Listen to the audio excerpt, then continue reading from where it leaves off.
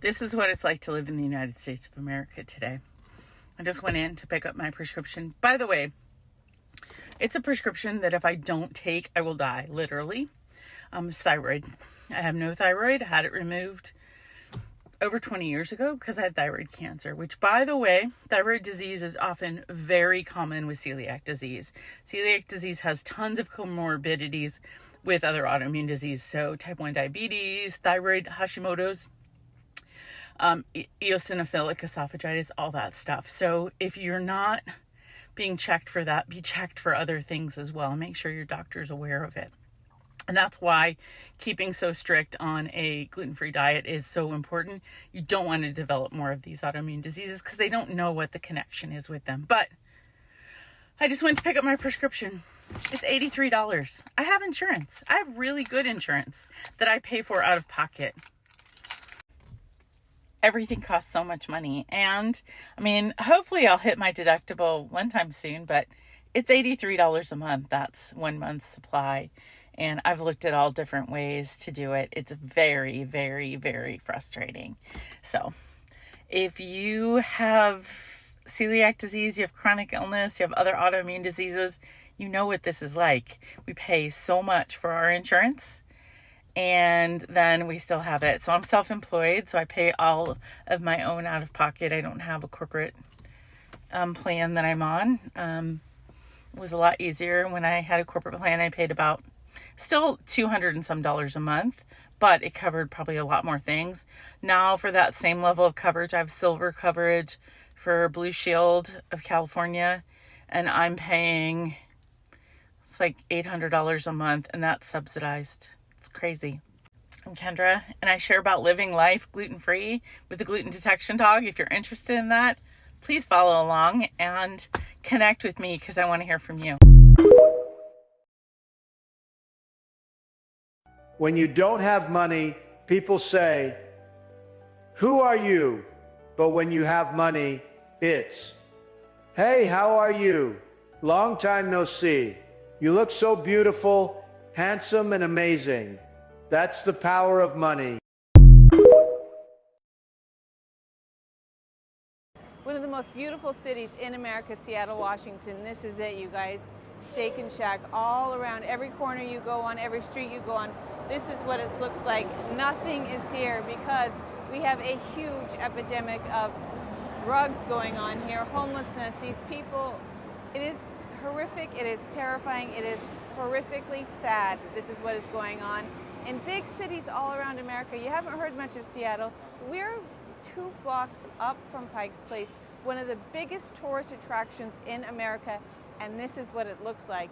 If you come to Seattle, you have to walk through these streets, walk right in front of all of these people, and if you want to go anywhere to eat, well, everything is closed. Every corner, every shop is gone. There used to be a Qdoba, a steak shop, a Potbelly's, a TJ Maxx right above us. It's no longer here. This is what is going on in big cities in America, and our government leaders are worried about stupid things like plastic straws, making sure we're competent enough to run as government leaders. This is what is going on. We have a huge problem here in America. Stop sending all that money to different countries. Invest in America. If I was a government leader, that is what I'd be doing, investing in America.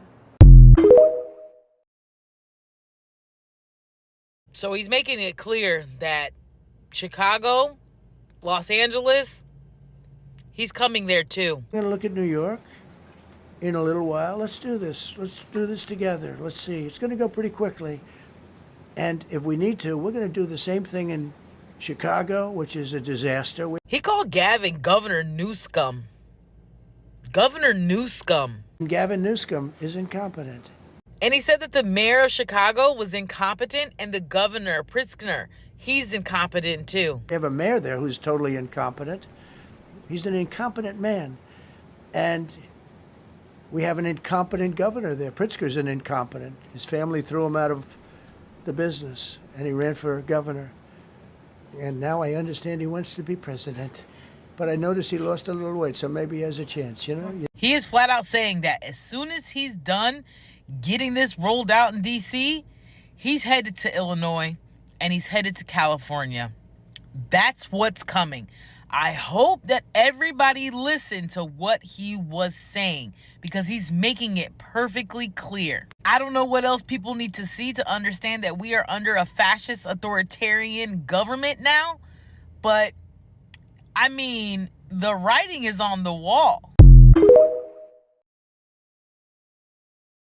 Friends, I know that these days haven't been easy for any of us. We all have inflation and jobs on our minds. But let's not forget that Americans are the best at finding solutions in the face of challenges. We did it before with the economy, and we can do it again. I promise I'll make your wallets fatter and opportunities more abundant. Want to know how? Follow me and let's solve these problems together. Trust me, better days are ahead.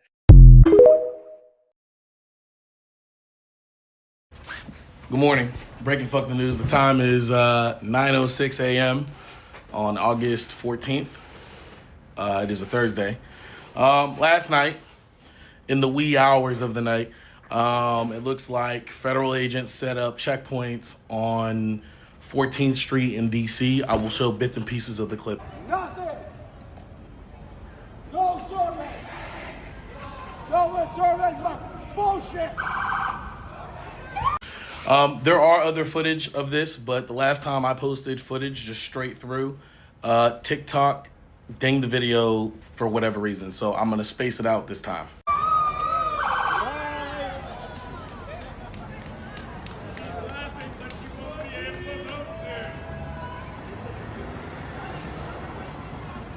Look, let's just call it duck a duck, okay? It was never about the crime rate. It's about total control, okay? If you, for example, were gonna send organizations of people in to stop a certain kind of crime, you would target that certain kind of crime. Like, for example, if you were trying to stop drugs, like fentanyl, which fentanyl can't be made in the hood, in a trailer, and you have, it's a lab thing, right? So where the fuck is it coming from? Oh, sorry, am I asking the wrong questions? Next thing. For example, like child abductions, like there's over 100 plus child abductions that just occurred in Virginia in the last month alone, or missing child cases. Sorry, let me not say abduction. Missing child cases in the last month in the state of Virginia. But hey, what the fuck do I know? It's very odd that most of this policing is going on in very, ethnic neighborhoods. Now, 14th Street isn't ethnic, but what I will say to you is this. The people were outside in the streets, and they weren't people that looked like me. It was the other side, right? People are pissed because what the fuck is going on? Checkpoints are entrapment. We all know checkpoints are entrapments. They're going to find everything they possibly can to get you at a checkpoint. Anything they can find you on, they're going to, your tail light's cracked. Hey, you're not supposed to have that hang from your roof. Go ahead and step out the vehicle. Hey, do you know that you have a warrant from 1996? It's non-extraditable, but we have to take you in just because, we're feds. It's all in fucking entrapment, bro. Okay? Welcome to the Fourth Reich.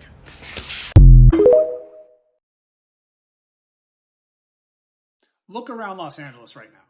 This isn't a bad week or a rough season. This is what managed decline looks like. Housing costs have exploded. A modest starter home is over $1 million, pushing families out and making the American dream out of reach.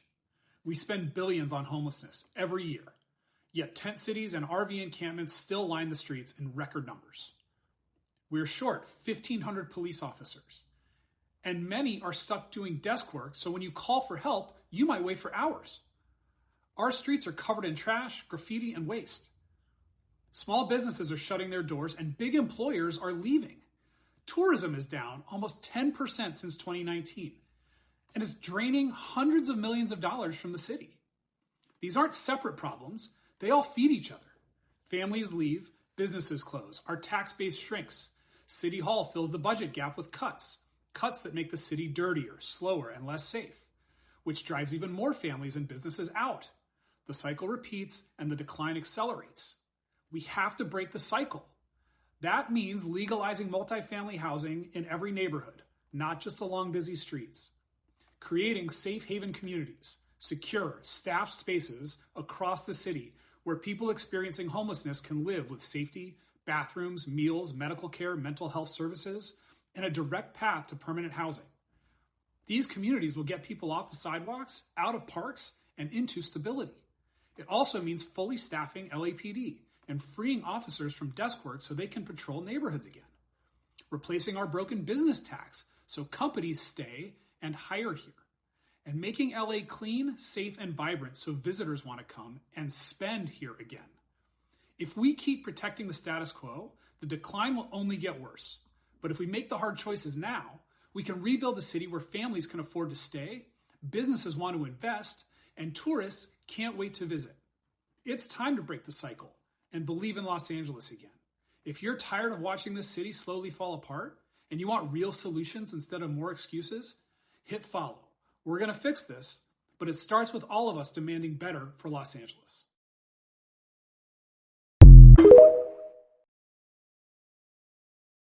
This isn't a scene from a sci-fi movie. It's a real-life moment so shocking it could take your breath away. At 3 a.m., in a remote stretch of the American Midwest, the night sky suddenly tore open. A glowing portal appeared out of thin air, more than 10 meters wide, made up of countless spinning rings. From its center, a pulsing beam of blue light shot downward, blanketing the earth and casting an eerie, cold-hued glow over everything. Before witnesses could even react, a second portal, larger, brighter burst, opened right beside it, as if answering the first or waiting for something to arrive. In that instant, the sound of wind, insects, even heartbeats seemed to vanish, replaced only by a deep, resonant hum vibrating through the air. Footage from the scene shows grass shimmering with a metallic sheen under the blue light. Scientists speculate it could be an extremely rare combination of atmospheric optical phenomena and geomagnetic anomalies. But they admit they've never seen paired portals before, and they can't explain. All right, we just got some insane news about the upcoming meeting between Donald Trump and Russian President Vladimir Putin. And first things first, in any normal reality, Putin would be arrested the moment he steps foot on U.S. soil. This tweet right here reads, Trump is hosting Putin as a guest at the same Air Force base that has been sending fighter jets up to intercept Russian bombers for decades. There is an imperial country with an authoritarian leader that bombs its surrounding countries, bombs our close allies, invades for land grabs, and we are hosting him and rolling out the red carpet. It then reads, for those soldiers at this Air Force base, it is like hosting the enemy and a war criminal dictator at that. Someone needs to ask whose idea Alaska was. But it gets worse because we are now learning that Trump is to offer Putin minerals for peace, and you'll never guess where the minerals may come from. At first, it was going to come from Ukraine because they are rich in resources and minerals. Trump already tried to extort them for that, give them nothing in return, but Zelensky was able to negotiate a different deal. But now Donald Trump is trying to give minerals from a different place. Just to lay the groundwork, Alaska was sold to the United States from Russia about 150 years ago for $7.2 million. Now, Putin purposefully, intentionally chose Russia, the place that was sold to the United States, to try to sell Donald Trump his land grab. It is disgusting, and you see the game that's being played. There was also one condition, and the condition was that Zelensky cannot be at the meeting. This says, U.S. president will propose money-making opportunities to encourage Russia to end Ukraine war. And here lies the problem. Donald Trump does not understand who Putin is or what his motivations are. Putin's motivation is not money. Putin is not like Trump. He doesn't care about money. He does care a bit about glorification like Trump does, but it's more about the glorification of Russia, or a former image of Russia he has in his head that would be closer to the Soviet empire that once existed. That's why he wants to capture Ukraine, invade Georgia, invade neighboring territories. He does not care about money. That's why Trump cannot end this war, because he doesn't understand Putin's motivations. This reads, Donald Trump is preparing to offer Vladimir Putin access to rare earth minerals to incentivize him to end the war in Ukraine. The U.S. president will arrive at the much-anticipated meeting with his Russian counterpart on Friday, armed with a number of money-making opportunities for Putin. That's his strategy.